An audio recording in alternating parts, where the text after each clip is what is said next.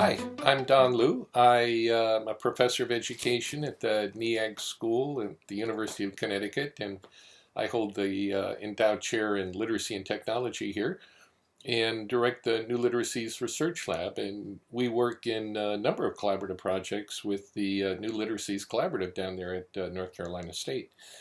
Um, let's see, I'm going to spend a few minutes just to talk a little bit about what we call online research and comprehension these days.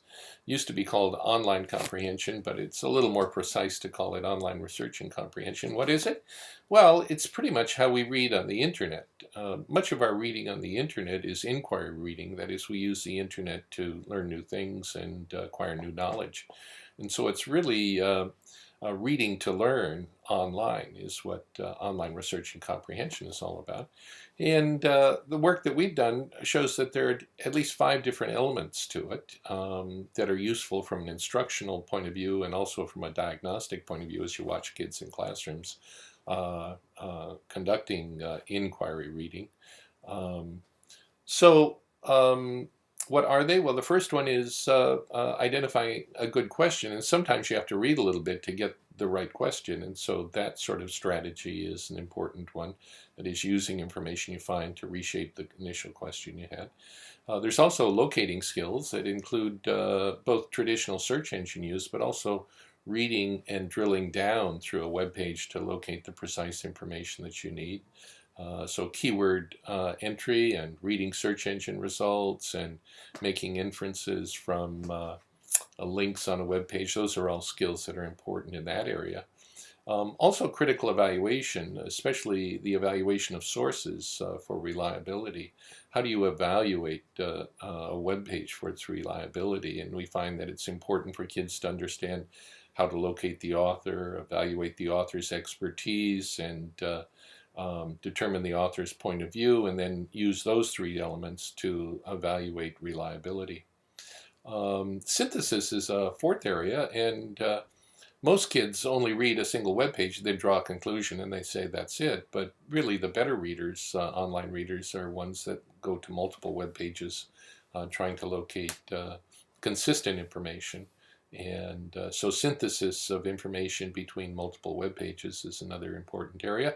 And then finally, communicating skills, whether by email or texting or video conferencing or even Facebook. If you're looking for information, we use communicate skills to acquire information about during inquiry reading, asking people what they know about things and also sharing information. So those are the 5 areas that we find that are important. Recently, we've done a study on this area between economically advantaged school districts and economically challenged school districts. And what we found actually was quite interesting.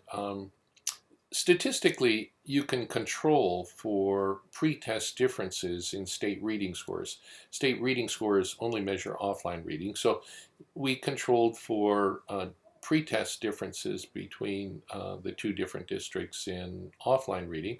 We also controlled for prior knowledge differences, because that often is different between different populations.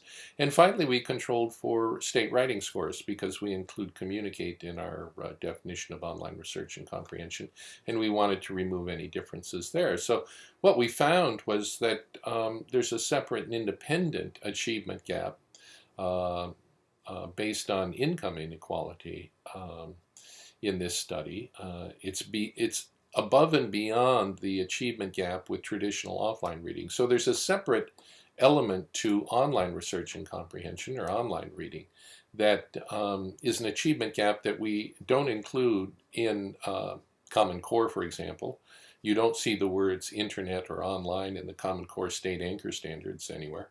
And we don't include them in the current state standards in states. You don't find online or internet very often at all. And so we believe that suggests that it's critically important, especially in terms of income inequality and in terms of equal opportunity, that we begin to aggressively support students' acquisition of these online reading skills to acquire new information and to learn new things.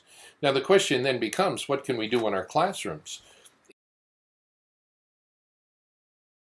first is to have students work in pairs when you have them do online research and comprehension, when you ask them to look up information or try and solve a problem. We find that the research shows that students who collaborate together do much better at this than when they're reading individually. So it's critically important to collaborate. Another element is to what we call helping the last become the first. When you bring in a new technology, it might be if you're introducing a school email system, or if you're introducing a new tool in the class, maybe a video tool or anything else in the classroom that has a new technology that requires new literacies. We think it's really important that you teach your weakest student in the classroom, the most marginalized students in the classroom, that skill first and make them the experts with those new literacies. And then they can teach other students the literacies of that particular tool.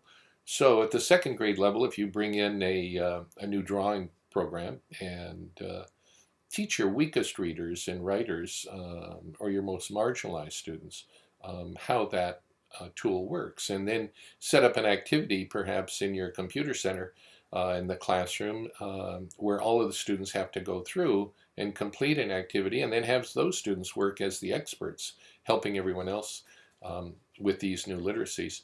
With new literacies, we have the opportunity to really help the last become first by teaching them the new skills that are required for any new tool before other students, and give them the literacies before other students get them. Making them the experts is quite an effective strategy.